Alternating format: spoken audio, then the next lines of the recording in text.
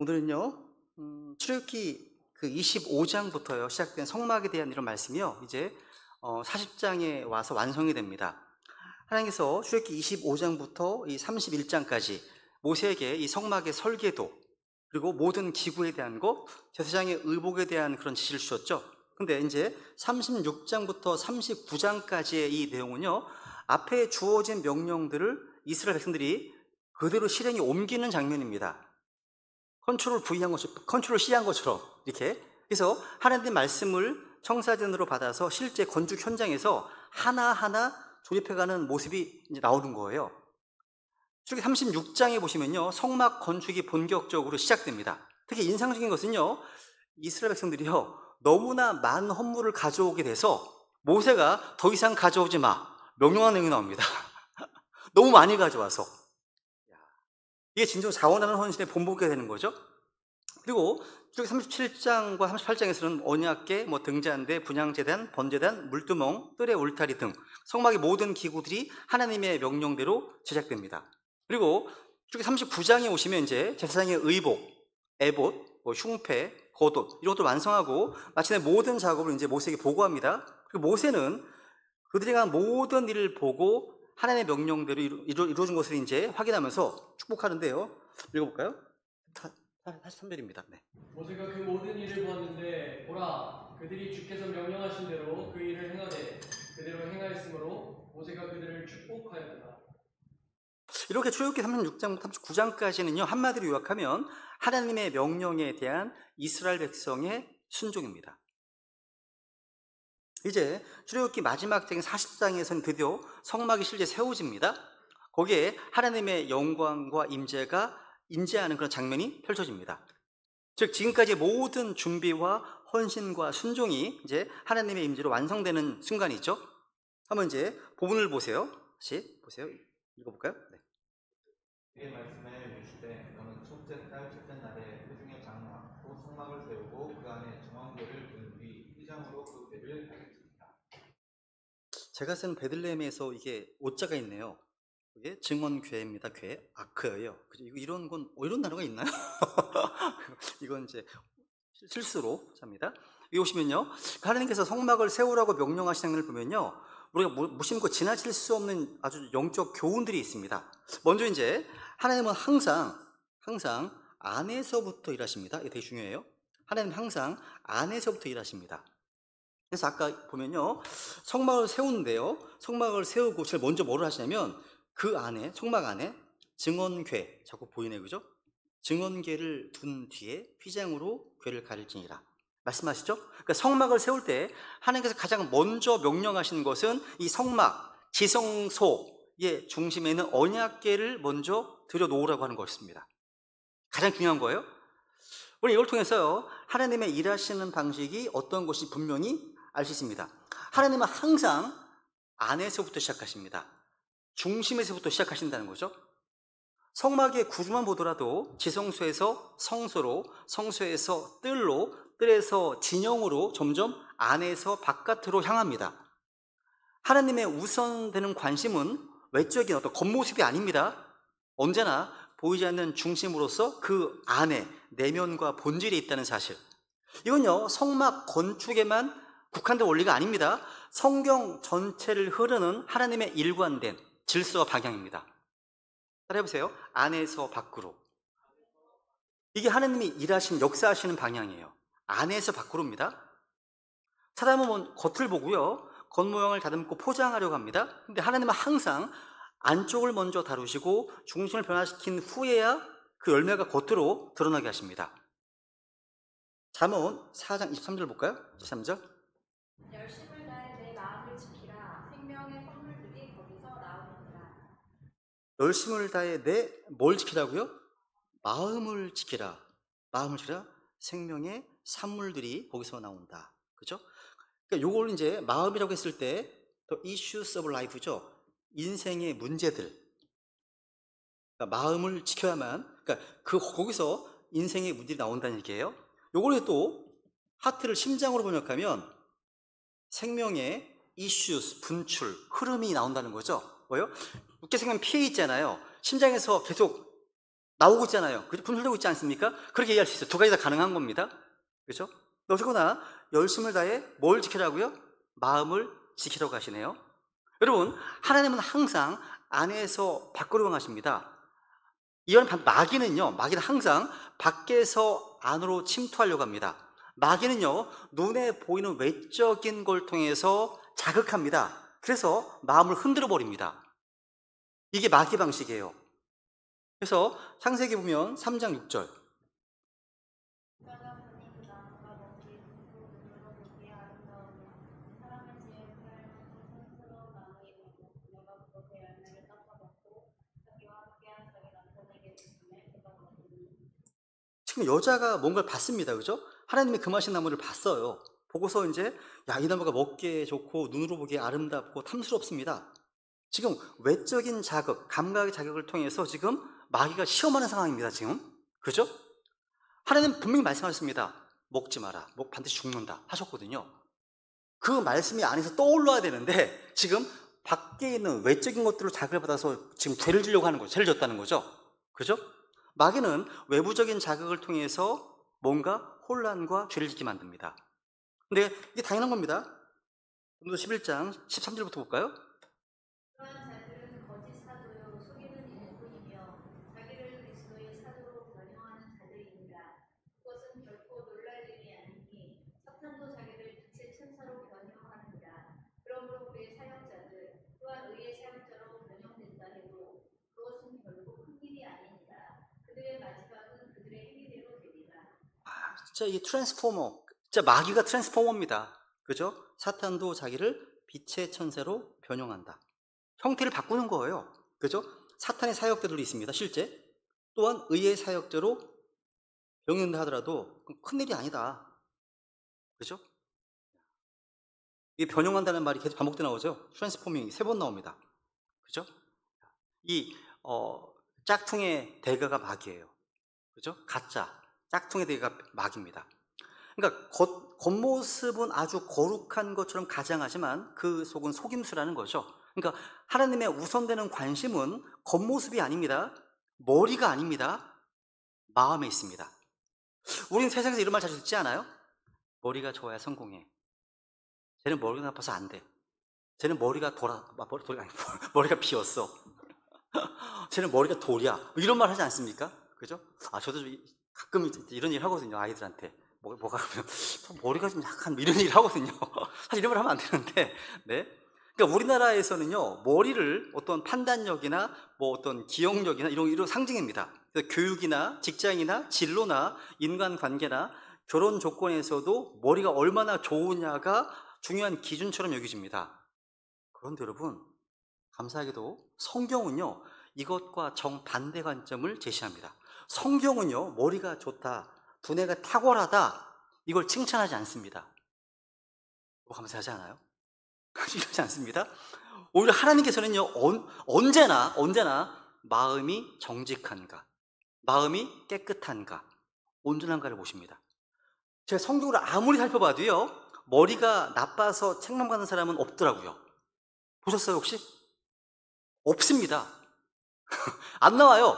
그런데 마음이 악해서, 마음이 교만해서, 마음이 하든 강팍하고 완악해서, 또 마음이 거짓되어서 책망받은 사람은 수없이 많이 나옵니다. 그죠? 한번 볼까요? 한번 볼게요. 사무엘상 16장 7절. 주께서 사무엘에게 이르시되 그의 용모나 키 크기를 보지 말라. 내가 이미 그를 버렸노라. 주는 사람이 보는 것처럼 보지 아니하나니 사람은 겉모습을 보나 주는 마음을 보느니라 하십니다. 사울은요, 키가 크고요, 외모가 출중한 왕이었습니다. 근데 그 사울의 마음은요, 하나님의 말씀을 온전히 따르지 않았습니다. 결국 그래서 하나님의 마음에 맞는 사람, 다윗으로 왕위가 바뀌었죠. 다윗도 실수가 많았습니다. 근데 다윗은 언제나 주님 앞에서 중심을 찍고 회개했습니다. 그래서 하나님은 다윗을 마음에 맞는 자다 이렇게 부르셨습니다. 그러니까 하나님은요, 똑똑한 머리를 원하시지 않습니다. 하나님 원하시는 뭐냐면 하나님을 향한 온전한 마음을 원하십니다. 이게 중요해요. 그래서 공부를 못한다 해도 괜찮습니다. 마음이 깨끗하고 마음이 순결하면. 대리가 고개를 끄덕이고 있어요. 되겠습니다. 네. 한번 볼까요, 한번? 신명기 4장 보겠습니다. 29절.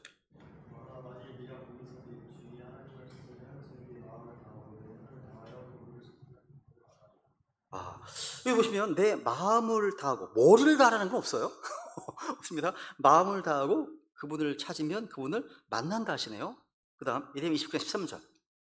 또 너희가 너희 마음을 다하여 나를 찾을 때에 나를 구하겠고 나를 만나리라. 여기도 너희 마음을 다하여 주님을 찾으면 만난다고 말씀하시네요. 너무 단순하고 분명한 진리 아닙니까? 그러니까 머리로 이해하는 것이 아니라 온 마음으로 찾는 자에게 하나님은 만나주십니다. 중요한 포인트예요. 하나님을 사랑하는 것도요, 지성의 수준이 아니라 마음의 헌신입니다. 이것도요. 보세요 한번. 신명기 6장 5절. 너는 내 마음을 다하고 혼을 다하고 힘을 다하여 주의 하나님을 사랑하라. 주님 사랑하라. 뭘 다해서요? 마음을 다해서. 제일 중요합니다. 그 다음 10장 12절. 내가 주의 하나님께서 내게 요구하시는 것이 무엇이냐? 오직 주의 하나님을 두려워하며 그의 모든 길로 굽고 그를 사랑하며 내 마음을 다하고 혼을 다하여 주의 하나님을 섬기고. 주님을 섬길 때도요, 뭘 하고요? 마음을 다하고 혼을 다하여 주 내 하나님을 섬기라. 섬김에 있어도 마음을 다하는 게 중요하다는 거죠. 마음을 다하고 섬기라. 신약으로 보면 사도행전 8장 37절, 킹제임스 성경에 나오는 구절이죠. 그죠? 볼까요? 네. 빌립이 이르되 만일 그대가 마음을 다하여 믿으면 받을 수 있느니라 하매 내시가 응답하여 이르되 예수 그리스도께서 하나님의 아들이심을 내가 믿노라 하고. 보시면 우리가 구원받은 구원의 믿음도요, 마음을 다하여 믿으면 구원받습니다. 머리로 믿으면 지옥입니다. 마음으로 믿으면 천국입니다. 그러니까 머리부터 마음까지는 한 30cm 차이가 안 나는데 이게 천국과 지옥 차이예요, 이게요. 중요하죠, 그죠? 또 우리 3장 23절 볼까요? 무슨 일을 하든지 마음을 다해 주께 하듯하고 사람들에게 하듯하지 말라. 무슨 일을 하든지 마음을 다해 죽게 하듯 하고. 그러니까 하나님은 언제나 마음에서부터 시작하십니다. 믿는 것도, 회개하는 것도, 사랑하는 것도, 섬기는 것도, 또 기도하는 것도 모두 마음에서 시작해야지 진짜입니다. 진짜예요. 하나님은 우리의 마음을 보시고 또 그 중심의 진실을 보십니다. 머리로는 회개하는 척하고 머리로는 이해하는 척할 수 있어도요, 우리의 중심은 주님 앞에 숨길 수가 없습니다. 성경은 머리를 지키라 말씀하지 않으십니다. 마음을 지키라 하십니다. 명령하고 있습니다. 삶의 문제들이 어디서 나온다고요? 머리에서 비롯되는 것이 아니라 마음에서 나오기 때문입니다. 마음이 어그러지면 생각도 어그러지고요, 행동도 어그러집니다. 결국 인생 전체 방향이 뒤틀리는 거죠. 그래서 여러분, 우리 배단위 가족들은 어떤 것을 더 중요하게 여기고 계십니까? 아주 명석한 브레인입니까? 좋은 두뇌예요? 아니면 좋은 말주변? 하나님께서 원하시는 것은 겸손하고 순결하고 깨끗한 마음입니다. 그걸 원하신다는 거죠. 그래서 마태복음 5장 8절.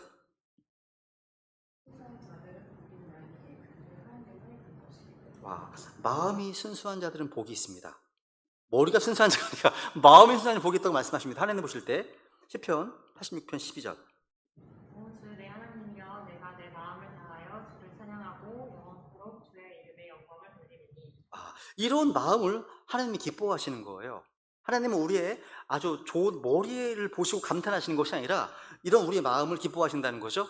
그래서 여러분, 예수님은 복음서에 보시면 그 당시에 종교 지도자들을 향해서 강력히 경고하셨죠. 보세요 한번. 마태복음 15장 8절.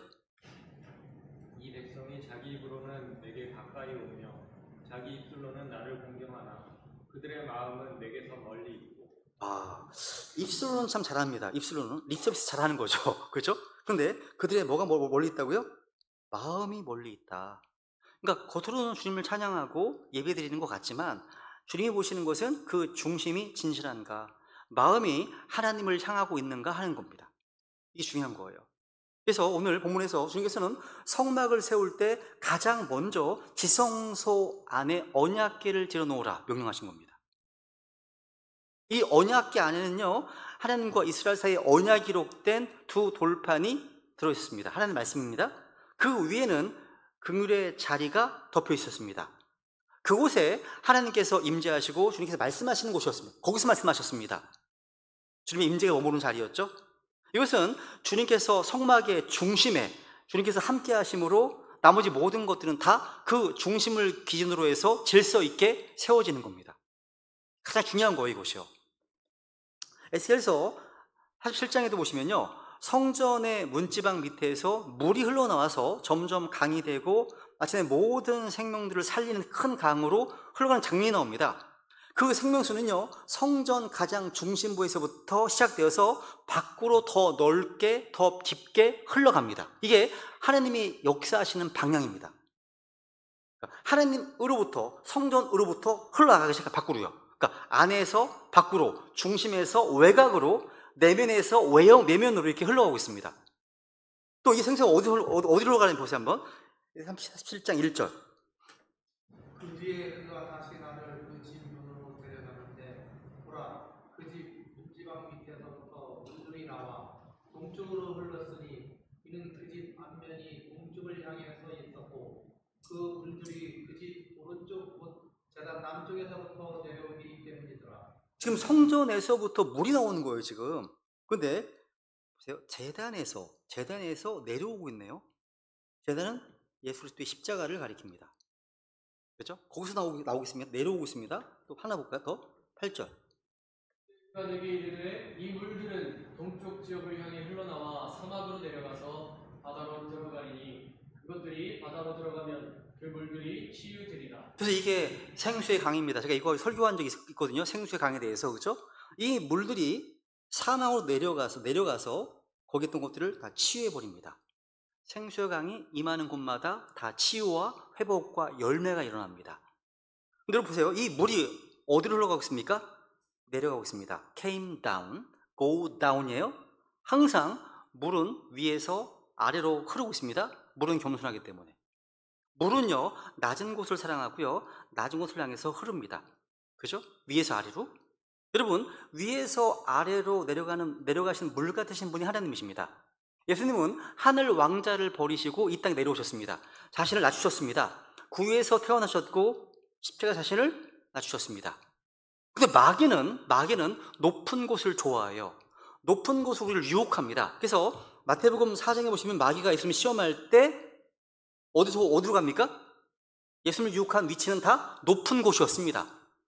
거기는 위험한 곳입니다. 높은 곳을 탐하지 마세요. 가장 위험한 곳입니다. 그래서 낮은 곳에 있는 사람은 넘어질 염려가 없습니다. 근데 성전에서 나온 이 물들은 임하는 곳마다 많은 역사가 일어나거든요. 그죠? 그런데 이런 하나님의 생수의 강을 이런 풍성한 은혜를 맛보지 못하는 것은 왜 그럴까요?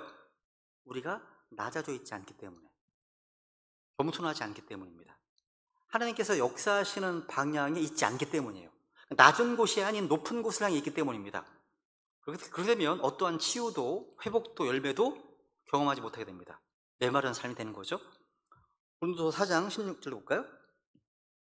그러므로 우리가 낙심하지 아니하니 우리의 겉사람은 썩어 없어져도 속사람은 날마다 새로워지는도다. 우리의 겉사람은 썩어 없어 맞지 않습니까? 요즘 같은 폭염이 시작되고 무더위가 막 힘들지 않으세요? 그죠? 에어컨이 있는 환경에 있어도 힘들지 않으세요? 그렇죠? 지치기 쉬운 계절이잖아요. 우리의 겉사람은 썩어 없어져도 맞습니다. 바울은 자신의 몸이 점점 고장나고 환경이 열악해지고 그러다 하더라도 속사람은 새로워지기 때문에 낙심하지 않는다고 고백합니다. 그리고 우리 겉사람은요, 태어나는 순간부터, 출생의 순간부터 죽음으로 가는 시작입니다. 그것이요. 우린 죽음을 향해 가고 있는 거예요. 근데 우리가 예수 그리스도를 믿는 순간부터 우리 안에는요, 새 사람이 태어나 자랍니다. 지금 우리 안에 자라고 있습니다. 말씀의 씨앗과 성령님으로부터 다시 태어난 새 사람이 우리 속에 있어요. 성경은 그 새 사람을 이노맨, 속사람이라고 우리 부릅니다. 우리의 겉사람, 그죠? 안에 누가 있습니까? 또 속사람이 있어요. 속사람, 그죠? 근데 우리 몸과 달리 속사람은 날마다 새로워집니다. 날마다 새로워집니다. 그죠? 따라해볼까요? 속사람은 날마다 새로워지는도다. 이 말씀 마음에 좀 새기시면 좋겠습니다. 우리 크리스천들은요, 은혜를 쌓아두고 사는 사람이 아닙니다. 우리 크리스천들은요, 어제 받은 은혜로, 주의 첫날 받은 은혜로 살아갈 수 없습니다. 오늘 필요한 은혜는요, 오늘 주님께로부터 받아야 합니다. 날마다예요. 날마다, 하루하루 주님께 나아가야 하는 삶, 이게 우리 크리스천의 삶입니다. 기도와 성경 읽기도 마찬가지입니다. 매일매일의 은혜는요, 매일의 기도와 말씀 속에서만 누릴 수 있습니다. 하루라도 멈추면 우리 속사람은 쉽게 약해지고 흐려지게 됩니다. 보통 이제 신학교에서는요, 종종 사역자 후생들에게 그런 얘기를 많이 들었습니다. 예전에 뭐냐면 2년치 설교, 약 100여 편 정도의 설교를 미리 준비하라고 이렇게 권면합니다. 사역자 후생들한테. 근데 저는 개인적으로요, 그렇게 권하고 싶지 않습니다. 왜냐하면 설교는 당시의 회중에게 하나님의 현재 말씀을 전하는 것이기 때문입니다. 그러니까 그 당시와 지금은 시간도 다르고 공간도 다릅니다. 사람도 다른 거죠. 저는 미리 만들어둔 설교를 지금 전하려 하면 마치 이런 것 같아요. 맞지 않은 옷을 입은 것 같아요, 느낌이. 잘 못하겠더라고요. 해놓은 게 있긴 있어요. 근데 항상 매주 그때마다 준비를 하는 게 좀 힘들어도 그렇게 해야지 마음이 좋죠. 이전 거 하기 때문에 뭔가 안 맞는 것 같아요. 답답한 생각이 있습니다. 물론 성경 공부 자료는 많이 만들어둘 수 유익합니다. 왜냐하면 성경 공부는 그 지성에 포커스를 많이 두기 때문에, 그죠? 근데 설교는 의지적 결단과 회개에 포커스가 있기 때문에 지금 이 현재 여기에서 선포하는 것이 설교입니다. 그죠? 그래서 저는 늘 부족하지만 오늘의 말씀을 오늘 주시는 은혜로 준비하려고 하는 겁니다. 하나님의 은혜는요, 냉장고에 저장해 놓은 음식이 아니기 때문에, 창고에 쌓아둘 수 있는 물건도 아닙니다. 우리서 4장 해볼까요? 16절. 우리가 긍휼을 얻고 필요한 때에 부으시는 은혜를 얻기 위해 은혜의 왕자로 담대히 갈 것입니다. 이 은혜는요, 매일매일 필요하기 때문에, 매일매일 필요합니다. 그때 필요할 때마다 날마다 나아가 얻을 수 있습니다. 은혜의 왕자 앞에. 그래서 주님이 주시는 변화는요, 날마다 이루어지는 겁니다. 어제의 기도로 오늘의 싸움을 감당할 수 없습니다. 매일매일 날마다 기도하고 날마다 말씀으로 새롭게 될 때 우리의 속성 날마다 새롭게 자라나는 것입니다. 그러니까 변화는 날마다인 거예요. 날마다. 그래서 오늘 우리에게 필요한 것도 바로 이것 아닙니까? 겉모습의 화려함이 아니라 속사람이 새로워지는 역사입니다. 외적인 다양한 프로그램이 아니라 마음이 새로워지는 변화가 먼저입니다. 이것이 주님께서 일하시는 방식입니다. 하나님은 언제나 이러한 순서를 따르십니다. 사람들은 바깥에서부터 안으로 변화하려고 합니다. 외모를 꾸미고 환경을 바꾸고 제도를 정비하고 나면 변화가 있을 거라고 생각합니다. 하지만 하나님은 반대입니다. 하나님은 항상 안에서부터 시작하십니다. 마음이 바뀌어야 삶이 바뀌고요, 중심이 회복되어야 열매가 맺힙니다. 그래서 하나님께서 성막 세우실 때 가장 먼저 언약궤를 지성소에 두라고 하신 겁니다. 그렇죠? 두 번째 이제 보시면요, 하나님의 일은요, 말씀과 긍휼에서 시작됩니다. 여러분, 주님께서 성막을 세우시고 가장 먼저 놓으라고 하신 것이 언약궤였죠? 언약궤 안에 뭐가 있어요? 언약궤 안에 십계명의 두 돌판이 있어요. 하나님의 말씀이 담겨 있습니다. 그리고 언약궤 덮개가 있죠? 그게 뭐예요? 위에 긍휼의 자리, 멀시 시트, 긍휼의 자리가 놓여 있습니다. 그래서 저기 40장에 볼까요? 40장 읽어볼까요? 그 안에 증언궤를 두니 회장으로 궤를 가르치니라. 그것은 성을 들여놓고 그 위에 가지런히 놓을 것들을 가지런히 놓으니 분잔대를 들여놓고 그것에 분잔들에 불을 펼치니라. 그거는 그물에 그냥 제단을 증언궤 앞에 놓고 성막의 문에 휘장을 내며. 하나님께서는 참 이 성막의 배치에 대해서 너무나 구체적으로 다 말씀하세요. 있다고 했지만 하나님은 질서의 하나님이십니다. 그죠? 근데 이거 보시면요, 언약궤 앞에는 금으로 된 분향재단이 자리 잡고요, 그 언약궤 자체는 휘장으로 가려져 있습니다. 그 휘장, 긍휼 자리 위에 주님께서 임재하셨죠? 그죠? 여기서 보시면요, 언약궤와 긍휼 자리 한번 생각해 보세요. 하나님의 모든 사역은요, 말씀과 긍휼, 위에 세워진다는 사실을 한번 진리를 발견하게 됩니다. 그러니까 이거 맞지요? 두 기둥과 같습니다. 말씀의 기초를 놓고요. 긍휼은 그것을 감싸고 지탱합니다. 만약 여러분 어떤 사역이 말씀 없이 시작된다면 그 사역은요, 처음에는 사람의 열심과 감정으로 잠시 흥할 수 있을지는 몰라도요, 곧 방향을 잃습니다. 흔들립니다. 왜냐하면 감정은요, 순간을 움직일 수 있어도 말씀만이 사람의 중심을 붙들고 끝까지 이끄는 힘이 있기 때문입니다. 다들 어떤 교회나 사역이요, 긍휼이 없이 세워진다면 그 사역은요, 아무리 교리가 바르고 논리가 완벽해도 냉정하고 메마른 율법주의로 흐르기 쉽습니다. 긍휼이 빠져버리면 차가워지는 거죠. 율법만 있고 긍휼이 없다면 용서도 없고요, 따뜻함이 없는 거죠. 차갑습니다. 냉혹합니다. 그런 사역은 마치 냉동고처럼 차갑고 딱딱한 정통 교리 목록만 남게 되는 거죠. 그래서 성경에는요, 시편 85편 10절 이렇게 말합니다. 진리가 같이 만났고 의와 화평이 서로 임하였으며 긍휼과 진리가 같이 만났다. 이것이 하나님의 균형입니다. 긍휼과 진리가 같이 만났다. 그러니까 긍휼과 진리는요, 반드시 함께 가야 됩니다. 진리 없는 긍휼은 타협입니다. 긍휼이 없는 진리는 독입니다. 그래서 우리는요, 사역에 있어서 말씀을 세우는 것을 먼저 해야 됩니다. 그리고 그 위에 긍휼의 덮개를 씌워야 돼요. 말씀이 방향을 잡고요, 긍휼이 그 길을 걷게 합니다. 말씀이 기준을 세우고 긍휼이 그 기준에 미치지 못하는 자를 다시 일으키고 회복시킵니다. 필요하죠? 우리의 모든 예배와 섬김을 비롯한 모든 사역이요, 이 말씀과 긍휼 위에 세워져 있어야 됩니다. 말씀만 붙잡고 너무 차갑고 냉정하지 않은지, 아니면 긍휼만 앞세우고 진리를 놓치고 있지 않은지, 이 균형이 필요하다는 거죠, 이것이요. 그죠? 그래서 하나님의 사역은 항상 언제나 이 말씀과 이 두 가지 기둥이 세워질 때 하나님의 임재가 머무는 집이 세워지는 겁니다. 여러분, 하나님께서는요, 말씀을 주셨습니다.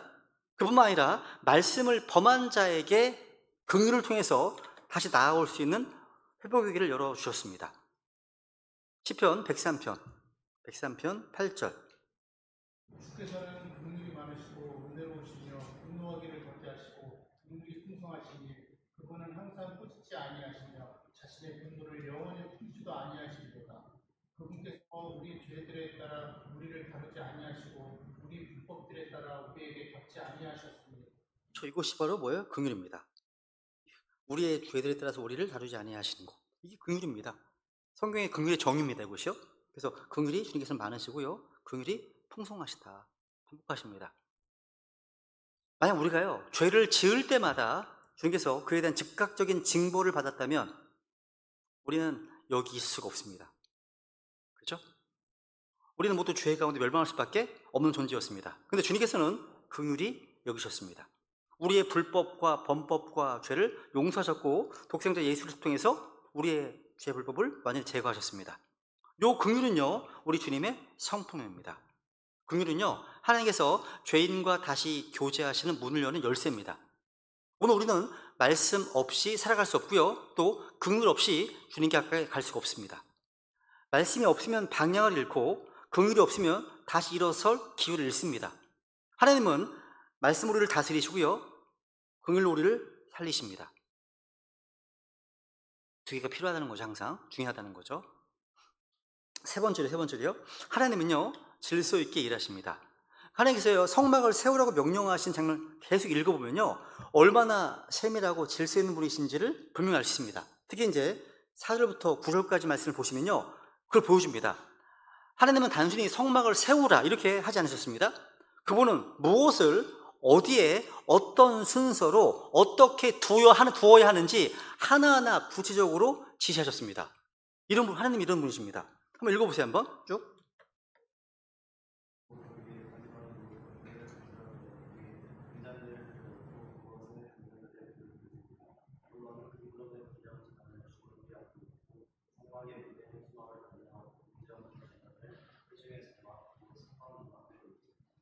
그 다음 7절 들어볼까요? 또 너는 물두멍을 회중의 장막과 제단 사이에 놓고 그 안에 물을 담은 뒤 돌아가며 뜰을 세우고 뜰 문에 현수막을 달지니라. 또 너는 기름 부음에 쓸 기름을 가져다가 성막과 그 안에 있는 모든 것에 발라 성막과 그것의 모든 기구를 거룩하게 할지니 그러면 그것이 거룩하게 되리라. 지금 읽어보셨죠, 그죠? 읽어보시면 순서가 그려지지 않으세요? 순서가 그려져요, 그냥. 와. 그러니까 하나님은요, 중심에 언약궤를 두신 후에 그 앞에 상을 놓고 등잔대를 놓고 분향제단을 놓고 그 위에 성막의 문과 뜰과 물두멍과 번제 제단과 울타리까지 점점 바깥으로 나아가십니다. 이게 단순한 배치의 문제가 아닙니다. 하나님께서 하시는 모든 일에는 오전 설교했던 것처럼 오더, 질서가 있고요. 그 질서 안에 하나님의 지혜와 거룩한 목적이 담겨 있다는 사실. 정말 중요합니다. 이 순서가 되게 중요하다는 거죠. 그런 14장 33절. 그들의 모든 교회에서 드러난 바와 같이 하나님은 혼란의 창시자가 아니요 평의 창시자시니라. 와, 하나님은 혼란의 창시자가 아니십니다. 하나님은 질서의 하나님이십니다. 그 마지막 절도 보세요. 40절. 모든 것을 품위 있고 질서 있게 할지니라. 이게 정말 중요해요. 모든 것을 교회에서 품위 있고 질서 있게 할지니라. 절대 이 말씀은요, 은사주의 교회에서는 절대 인용하지 못하는 말씀입니다. 품위 있지가 않거든요. 무질서하거든요. 장풍 쏘거든요. 넘어뜨리거든요. 이런 거잖아요. 그죠? 모든 것 품위 있고 질서 있게 할지니라 말씀하십니다. 하나님은요, 무질서 가운데 임하지 않으십니다. 혼란과 혼돈은 하나님의 성품이 아니십니다. 창세기 1장에 보시면요, 창조의 첫 장면을 떠올려 보세요. 땅은 형태가 없고 비어 있었으며 어둠은 기쁨의 표면에 있었습니다. 이런 상황이었습니다. 근데 주님께서 빛이 있으라, 빛이 있었고 빛을 만드시고 하늘을 나누시고요, 땅과 바다를 구분하시고요, 순서대로 주님의 뜻을 따라서 창조를 이루어 가시니까 무질서했던 세계가 아름다운 세계로 바뀌었습니다. 하나님께서는요, 혼돈을 질서로, 비어있는 공허를 충만으로, 어둠을 빛으로 바꾸시는 분이십니다. 바뀌어가는 거죠. 그러니까 마찬가지입니다. 성막 뒤에요, 주님 직접 설계하셨습니다. 그 순서를 따라서 세우게 하십니다. 이 질서는요, 아무렇게나 배치된 곳이 아닙니다. 주님께서는 우리가 반드시 거룩한 질서 속에서 살기를 원하시는 걸 보여주는 겁니다. 레위기 10장에 보시면 아론 아들 나답과 아비오는 주님께서 명하지 않으신 다른 불을 주님께 드리다가 즉사했습니다. 죽었어요. 그들은 하나님께서 정하신 질서를 무시했습니다. 이처럼 주님께 예배드리는 방식에도 하나님이 정하신 기준과 질서가 있다는 사실을 우리 항상 기억해야 됩니다. 중요해요. 그런데 오늘 어떤 이들은요, 이게 은혜만을 강조하면서 형식과 질서, 이걸 무시하는 경향이 있습니다. 실제 지금은 교제하지 않지만 어떤 동침내의 어떤 그 교회에서는요, 예배의 모든 순서를 다 없애버렸습니다. 기도도 안 해요. 실제 그런 경우가 있습니다. 여러분, 하나님께서는요, 형식을 앞세우지도 않으시지만 그 질서를 무시하지도 않으십니다. 하나님의 성령님은 자유롭게 역사하시지만 무질서한 영이라면 그건 결코 하나님의 영이 아니십니다. 오늘날 어떤 교회에서, 특히 형제교회라고 하는 보내드리는 이 교회 안에는 이런 오해가 있어요. 우리는 율법이 아니라 은혜 아래에 있다. 이런 이유 때문에 예배에서의 질서나 형식이나 순서를 무시하거나 소홀히 여긴다는 거죠. 그래서 예배 가운데 그냥 누구나 마음이 동하면 나와 설교하는 거예요. 다, 누구나. 근데 여러분, 성령님이 주신 자유는요, 무질서와 달라요. 자유는 방종이 아닙니다. 하나님의 영은 절제영이십니다. 하나님의 교회는요, 질서를 따라야 됩니다. 그렇죠? 질서 하나님이시잖아요. 또 어떤 교회에서는요, 성령께서 인도하신다면 사전에 준비하지 않고 무계획의 예배를 정당화합니다. 설교 준비를 안 해요. 강단에 쓰면 주신대요. 얼마나 좋겠어요, 그럼 진짜. 그죠? 정말 좋을 것 같아요. 다 떠오른대요, 막 나온대요. 야. 근데 여러분, 성령께서 진짜 인도하시다면요, 혼란과 무질서가 아니라 거룩하고 경건한 두려움 속에서 조화롭고 분명한 메시지가 전해질 겁니다. 사전에 철저히 준비된 설교와 기도도 성령님의 인도하심 아래에서 이루어지는 것이고요, 그걸 부정하면요, 게으름을 경건으로 포장하는 결과가 되는 거예요. 그럼 안 돼요, 여러분. 하나님께서는요, 율법주의적 형식주의를 원하시지 않지만 동시에 방종적인 자유주의도 기뻐하지 않으십니다. 그러니까 하나님의 은혜는 질서가 있는 자유예요. 하나님의 성령은요, 질서를 세우시는 영이시기 때문에 꼭 기억하십시오. 모든 것을 품위 있고 뭐 하라고요? 질서 있게 할지니라. 그죠? 이 말씀 오늘 모든 교회와 성도들에게 주시는 기준입니다. 마지막 네 번째로 이제 하나님은요, 거룩하게 구원하시는 하나님이십니다. 오늘 9절 말씀 다시 볼까? 9절 말씀 하나님 이렇게 말씀하십니다. 9절. 또 너는 기름 부음에 쓸 기름을 가져다가 성막과 그 안에 있는 모든 것에 발라 성막과 그것의 모든 기구를 거룩하게 할지니 그러면 그것이 거룩하게 되리라. 여기 이제 영어 단어 두 개 한번 공부해 볼까요? 여기 이제 앞에 그 기름을 가져다가 이제 다 바릅니다. 성막인 모든 기구 다 바릅니다. 그래서 그 모든 기구를 거룩하게 할지니 이제 할로라는 말 쓰고요. 그리고 이제 그러면 그것이 거룩하게 되리라. 홀리라고 되어 있어요. 그죠? 단어가 비슷하지 않습니까? 할로는 동사예요. 동사입니다. 홀리는 형용사입니다. 형용사.